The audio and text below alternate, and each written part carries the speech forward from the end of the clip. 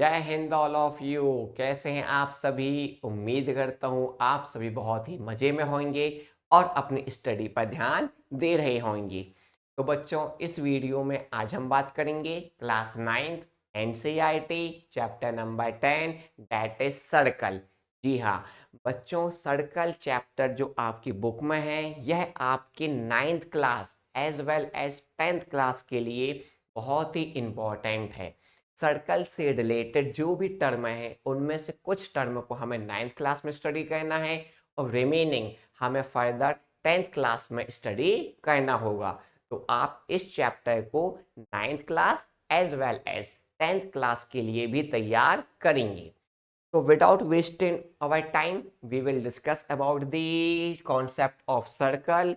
तो इस वीडियो में बेटा हम सबसे पहले बात करेंगे सर्कल की डेफिनेशंस की।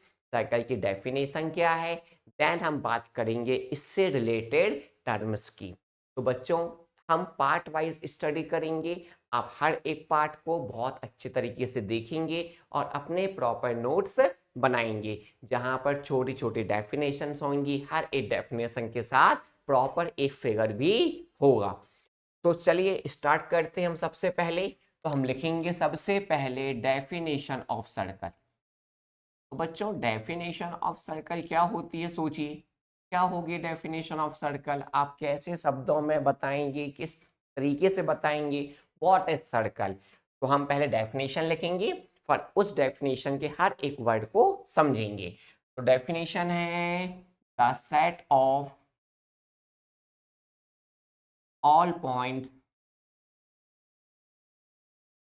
The set of all points which all are which all are equidistant equidistant equidistant from a fixed point, from a fixed point।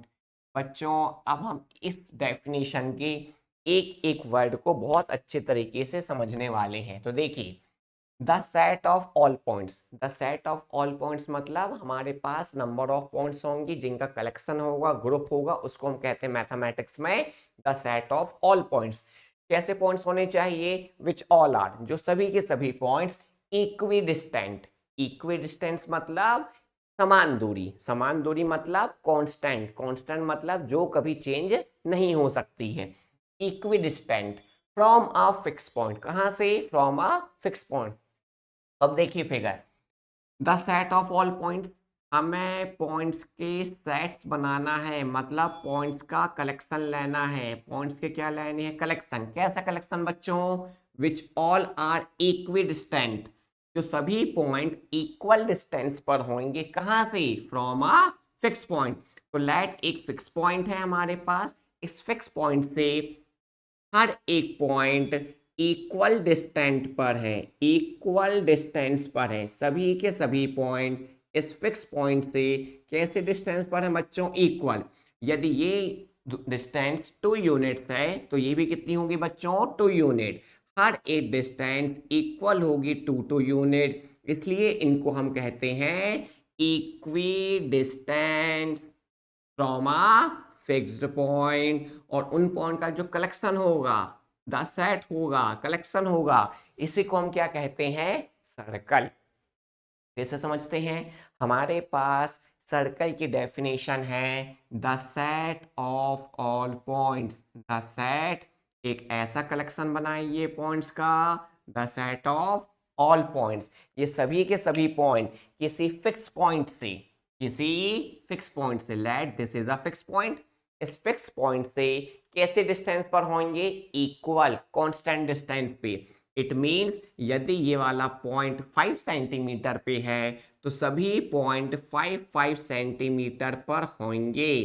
तो इन पॉइंट्स का जो कलेक्शन है, इन पॉइंट्स का जो ग्रुप है, इन पॉइंट्स का जो सेट है, इसी को हम क्या कहते हैं? सर्कल कहते हैं। तो आई होप आपको डेफिनेशन क्लियर हुई होगी। The set of all points which all are equidistant from a fixed point where fixed point, where fix point, जो आपका फिक्स पॉइंट है ना बच्चों, fix point, where fixed point is known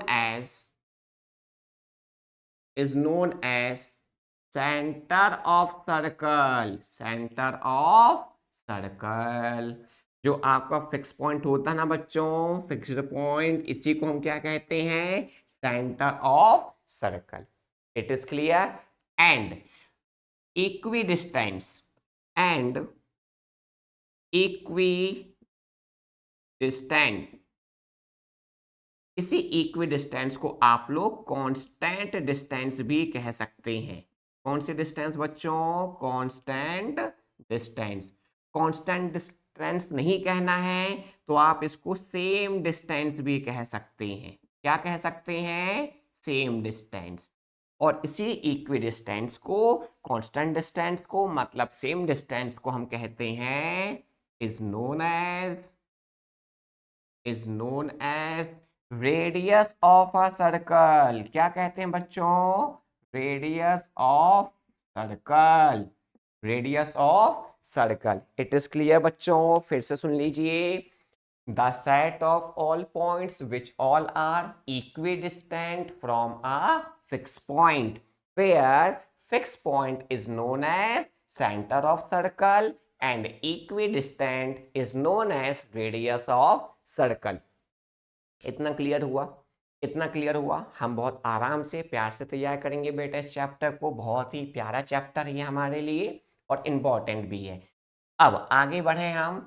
तो यदि हमने इन पॉइंट्स को ज्वाइन कर दिया, इन पॉइंट्स को हमने क्या कह दिया, ज्वाइन, तो एक पाथ बनेगा, एक रास्ता बनेगा। यस और नो। देखिए, a path joining the all points, a path joining the all points, a path joining the all points is known as circumference of a circle।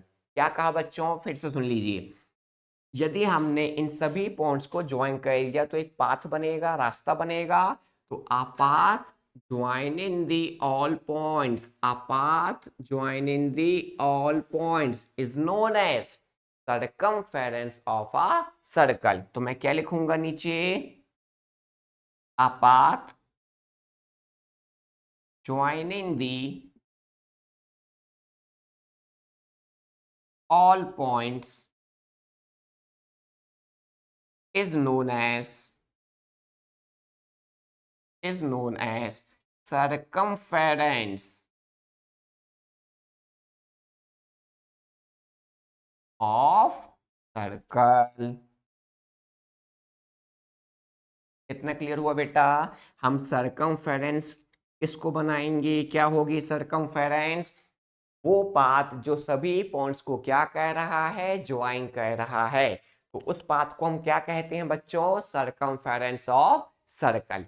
तो अभी हमने सिर्फ और सिर्फ डेफिनेशन तैयार की है सर्कल की। एक बार आप वीडियो पॉज करके बहुत ही अच्छे तरीके से नोट्स बना लीजिए और समझ लीजिए। आप एक बार फिर से देख लीजिए वीडियो को, आपको डेफिनेशन बहुत अच्छे से क्लियर हो जाएगी। चलिए, तो अब हम आगे बढ़ेंगे बच्चों। आपने नोट कर लिया होगा। अब हम बात करेंगे इसी सर्कल से रिलेटेड कुछ टर्म की। और भी कुछ हैं वर्ड्स जो हमें बहुत ही यूज होंगे, बहुत ही काम के हैं। तो हम एक एक वर्ड्स को, एक एक रिलेटेड टर्म को स्टेप बाय स्टेप डिस्कस करेंगे। आप प्रॉपर इस डेफिनेशन को तैयार करिएगा बच्चों। फिर भी कोई डाउट लगे तो आप मुझसे डायरेक्ट बात कर सकते हैं और अपने डाउट्स क्लियर कर सकते हैं। आप कमेंट कर सकते हैं, आप व्हाट्सएप कर सकते हैं, जैसा भी हो आप बिल्कुल अपने डाउट मुझसे क्लियर कर सकते हैं। सबसे पहले आपको डेफिनेशन ही समझ में आनी चाहिए। उसके बाद हम एक एक टर्म को बहुत ही प्यारे तरीके से समझेंगे और सभी के बारे में डिटेल में नोट्स बनाएंगे, क्योंकि ये नोट्स, ये कॉन्सेप्ट आपको 10th क्लास में भी अप्लाई करने होंगे। चलिए, तो भैया अब हम बात करेंगे बच्चों आपके साथ। किस टॉपिक की बात करेंगे, इससे रिलेटेड कुछ टर्म हैं। तो सबसे पहला टर्म होता है जिसको हम कहते हैं बच्चों diameter.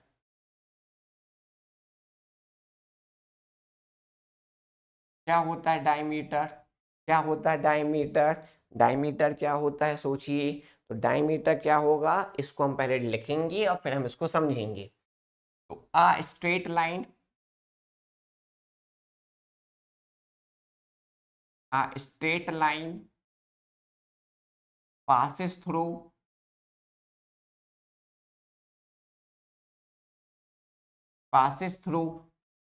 the center, passes through the center and end points,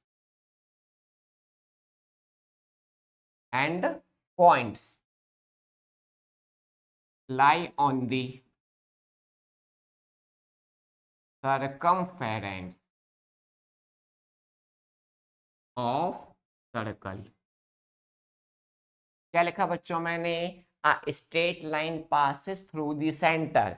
एक ऐसी स्ट्रेट लाइन जो कहां से पास हो रही है बच्चों? सेंटर से। एक ऐसी स्ट्रेट लाइन जो सेंटर से पास हो रही है एंड जिसके एंड पॉइंट्स कहाँ होने चाहिए बच्चों? सर्कमफेरेंस ऑफ सर्कल पे। देखिए फिगर से,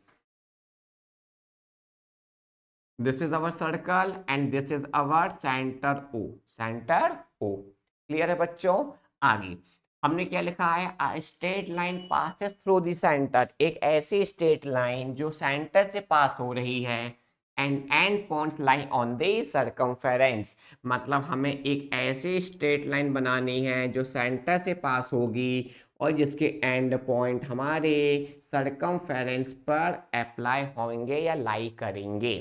तो इसको अब हम क्या कहेंगे? डायमीटर ऑफ सर्कल, और इसका रिप्रेजेंटेशन स्मॉल डी होगा। जरूरी नहीं है आप हॉरिजॉन्टल बनाएं, आप चाहें तो आप इसको किसी भी डायरेक्शन में फॉर्म कर सकते हैं। देखिए हम ऐसा भी कर सकते थे, एक स्ट्रेट लाइन हमने कंसीडर की है जिसके एंड पॉइंट्स कहाँ पे लाई कर रहे हैं बच्चों? सर्कमफेरेंस पे। तो सी डी भी क्या हो जाएगा? Diameter.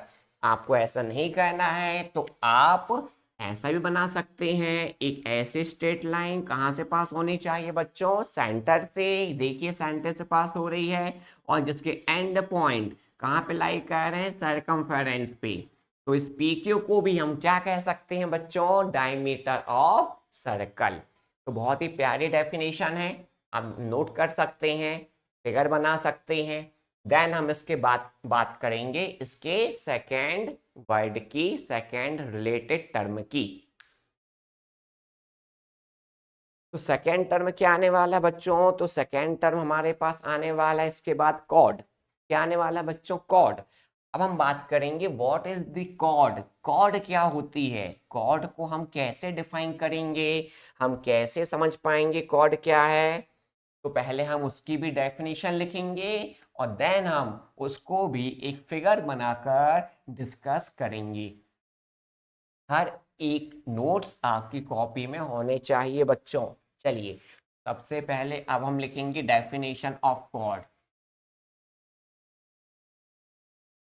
What is chord? Chord क्या होती है? सोचिए सोचिए सोचिए। तो मैं आपको बताऊं, कॉर्ड ये भी एक स्ट्रेट लाइन है। आ straight line, a straight line passes through centre नहीं, बिल्कुल भी नहीं। a straight line whose end points, whose end points lie on the circumference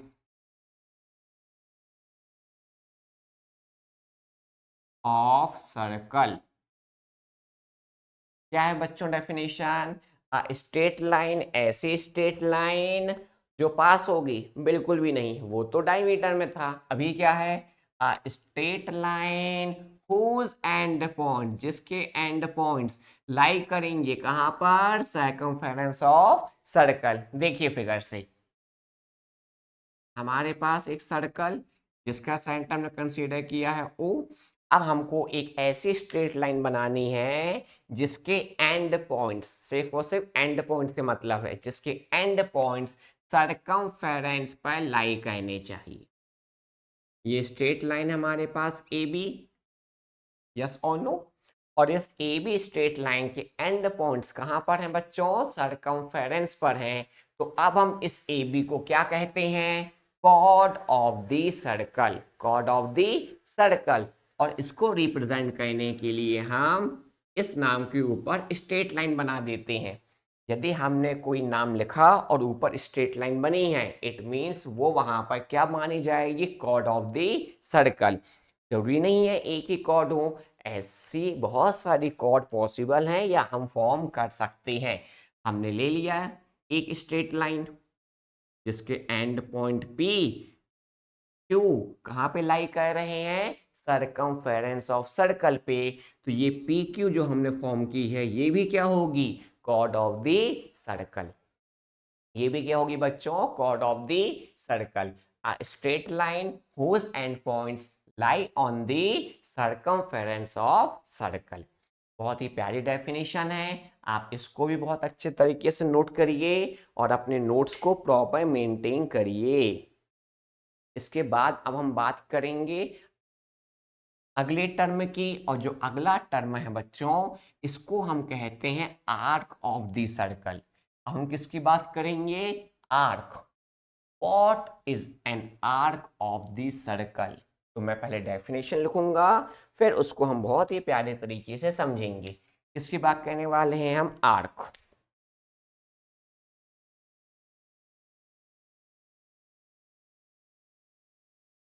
arc of circle. अब आर्क ऑफ सर्कल क्या है बच्चों? तो आप समझिए,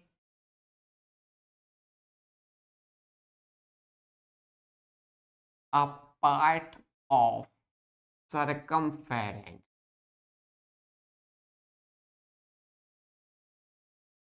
a part of circumference is known as